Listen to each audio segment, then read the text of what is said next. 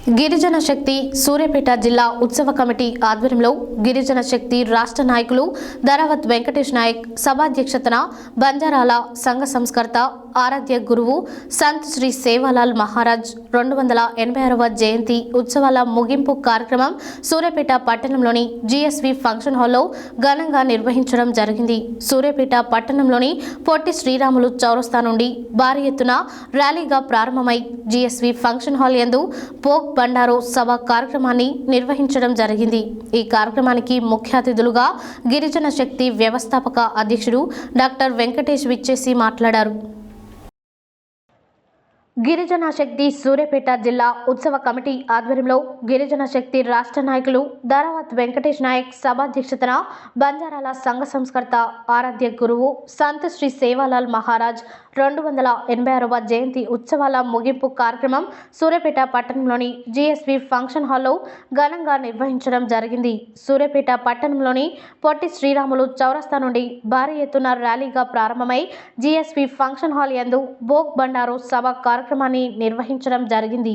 ఈ కార్యక్రమానికి ముఖ్య అతిథులుగా విచ్చేసిన గిరిజన శక్తి వ్యవస్థాపక అధ్యక్షుడు డాక్టర్ వెంకటేష్ చౌహాన్ మాట్లాడుతూ సంత్ శ్రీ సేవాలాల్ మహారాజ్ ఎంతో ఆదర్శమూర్తి అని, బంజారా జాతిలో ఎన్నో సంస్కరణలను తీసుకొచ్చిన యోధుడని, ఆయన ఆశయాన్ని సాధించే దిశగా ప్రతి తండాలో గిరిజన శక్తి చైతన్యం కార్యక్రమాలు చేయాలని, అలాగే సంస్థాగతంగా గిరిజన శక్తిని గ్రామ స్థాయి నుండి రాష్ట్ర స్థాయిలో నిర్మాణం చేయాలని, నూతన నాయకత్వాన్ని ప్రోత్సహించాలని కోరడం జరిగింది.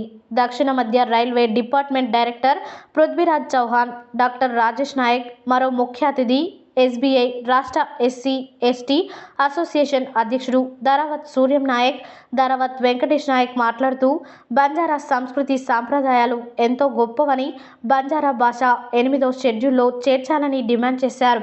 ఈ కార్యక్రమంలో ఎంఈఓ వెంకన్న నాయక్, గిరిజన శక్తి రాష్ట్ర చీఫ్ కోఆర్డినేటర్ కొగులతూర్ రాజు నాయక్, గిరిజన శక్తి సలహాదారులు doctor Rajaram, మోసీ project officer AEE స్వప్న నాయక్, మోహన్ నాయక్, గిరిజన శక్తి రాష్ట్ర నాయకులు జోష్నాబాయ్, అనూషాబాయ్, శ్రీనివాస్ నాయక్, పాలిటెక్నిక్ గిరిజన శక్తి రాష్ట్ర కోఆర్డినేటర్లు నేనావత్ చిరంజీవి నాయక్, శ్రీమన్ నాయక్, బంజారా సేవా సంఘం నాయకులు మోతిలాల్ నాయక్, శ్రీధర్ నాయక్, నాగేశ్వర్ నాయక్, లచ్చిరామ్ నాయక్, సైదా నాయక్, పుల్ సింగ్, గిరిజన శక్తి నల్గొండ కోఆర్డినేటర్ మధు నాగేష్, శ్రీను నాయక్ తదితరులు పాల్గొన్నారు.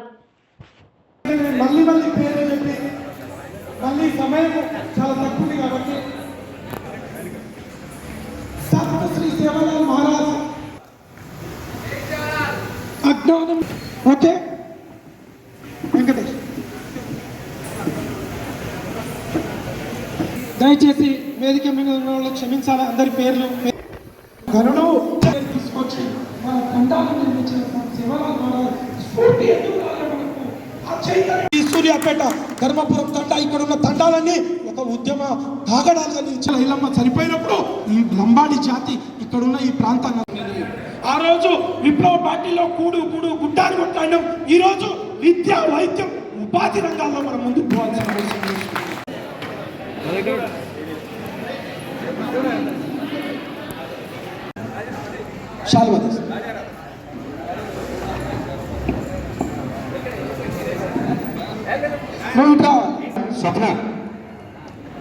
सपना भाई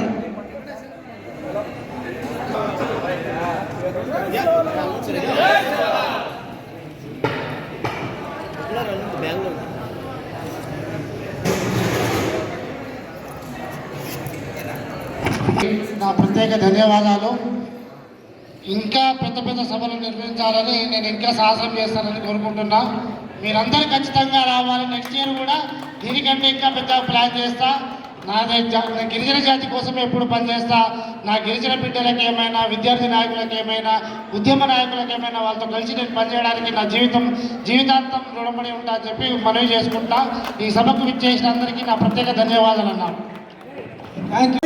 ఆ పువ్వు తిన్నటువంటి బిడ్డగా ఆ తండా వాసుల యొక్క పేమెంట్ సొసైటీ ఈ సమయాన్ని ఈ డబ్బు నువ్వు కనీసం ఈ 2 ఇవ్వలేకపోతే నీ ప్రతిభ నువ్వు అని చెప్పి బాబాసాహెబ్ అంబేద్కర్ చెప్పింది. సోదరుల చీకట్లో ఉన్న నీ తండాను వెలుగు వైపు తీసుకపో.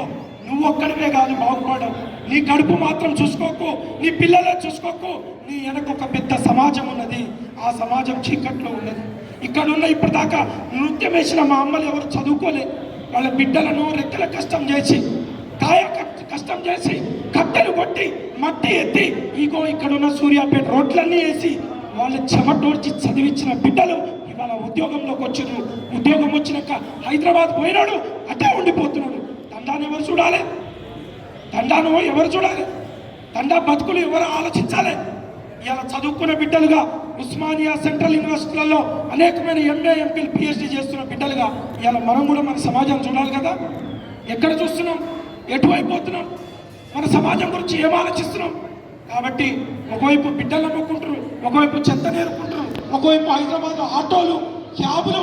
హైదరాబాద్లో ఏ అడ్డాకు పోయినా అమ్మ మీది ఏ ఊరంటే మా సూర్యాపేట నాయన ఫలానా ఆ తండా అస్తిత్వమే ప్రమాదంలో పడ్డ పరిస్థితి.